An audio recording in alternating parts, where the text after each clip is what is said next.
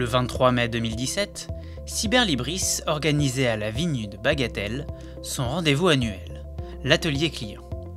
Une escale parisienne dans un écrin de verdure en forme d'échange autour de l'innovation.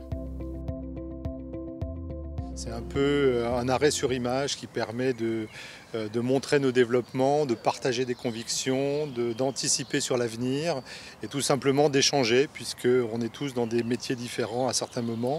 À certains moments, on doit se réunir pour se fixer une feuille de route, montrer nos initiatives, parler de nos convictions et puis partager finalement des projets. Nous sommes aussi différents, c'est-à-dire que nous avons une stratégie, une philosophie qui est souvent en rupture avec un environnement. Le numérique, c'est une partie de rupture, c'est une partie de découverte de nouveaux horizons. Et le fait de découvrir ici un vignoble au milieu de Paris, au milieu du bois de Boulogne, que personne ne connaît finalement, c'est quelque chose qui est assez en phase finalement avec ce que nous faisons. De très belles choses dans des environnements un peu cachés qu'on doit faire découvrir à tout le monde. C'est le but du numérique aussi, c'est de faire découvrir à des populations extrêmement larges des contenus qui parfois sont réservés à certains spécialistes, à des initiés, que le plus grand nombre arrive à les découvrir au fur et à mesure.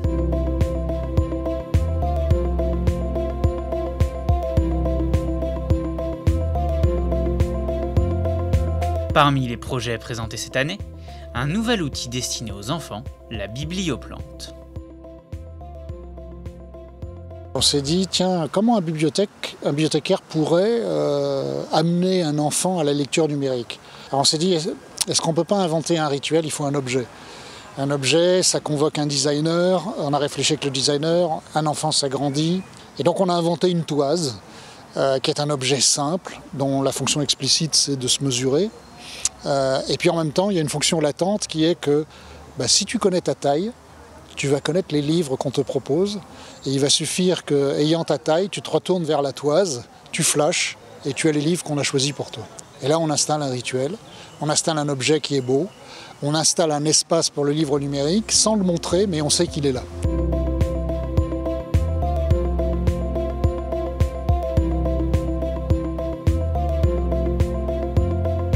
Aujourd'hui, la majorité de la clientèle de Cyberlibris est composée de bibliothèques d'écoles de commerce, d'écoles d'ingénieurs, d'universités, de bibliothèques municipales et départementales et celles des instituts français.